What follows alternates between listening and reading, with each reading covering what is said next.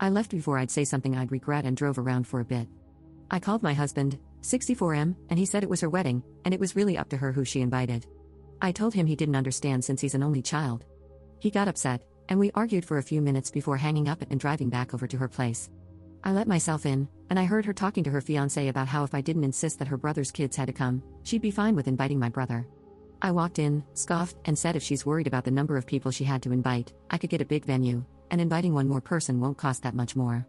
She screamed at me that it's not about that and to get out of her house and out of her life.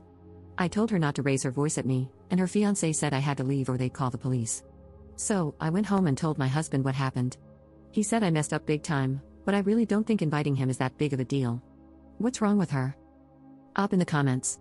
If there are missing reasons, your guess is as good as mine. I called her a few minutes ago, and when I asked why she wouldn't invite someone who helped raise her, she said something about how he didn't do anything for her and she will never trust him. I think the stress of wedding planning is getting to her since he was there with her every day for years. He babysat her every weekday from the age of 6 to 14, so he knows her really well, and I think he should be able to be there when she gets married. Update 1. Fiancé's post found in r/justnormal. My relationship with my mother-in-law finally reached a breaking point today. My fiancé was raised by a religious family. My mother-in-law was a teen mom who was groomed by her youth group leader, and her parents forced her to marry him. My fiancé's uncle was a sexually, physically, and emotionally abusive monster.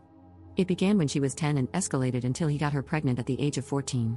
She told her mom because she had to get a termination, and the moment they left the clinic, her mom said, "This never happened."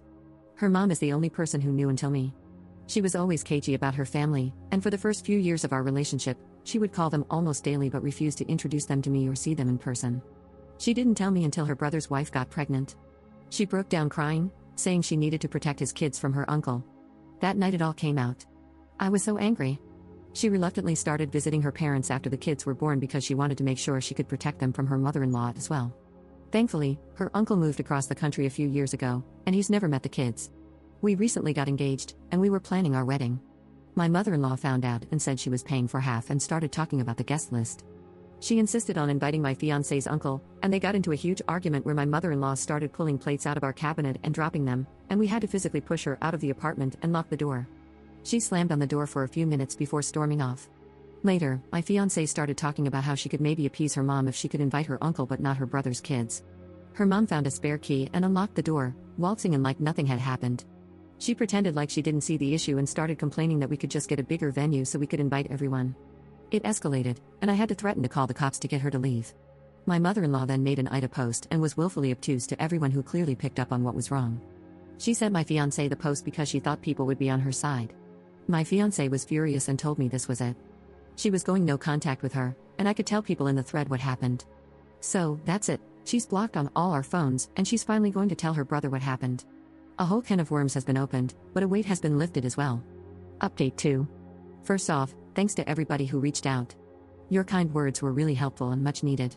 Most importantly, my fiancé is doing fine. She's been in therapy for years, and her doctor has been really helpful. We're still in a hotel, and our management company is working to get us into another building. Yesterday, we got a call from our super, I'll just call him Victor.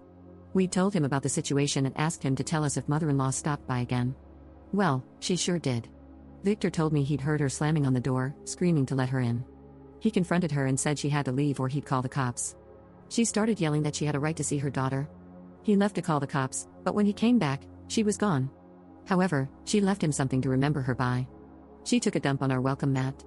We were shocked, but we checked our Ring camera, and it was all there. It'd be almost funny if it wasn't so messed up. We later got a call from brother-in-law saying mother-in-law was in a 72-hour psychiatric hold. She apparently went to a convenience store and ended up knocking over some displays and threatening sewer slide multiple times. The cops were called, no charges were filed, but she was placed into a 72-hour hold. So that's where we are. We're going to be using this time to move all of our stuff to a storage unit while we look for a new apartment, so there's no chance she can find us at our current place. I still don't know what the future looks like, but it's better than what it was before.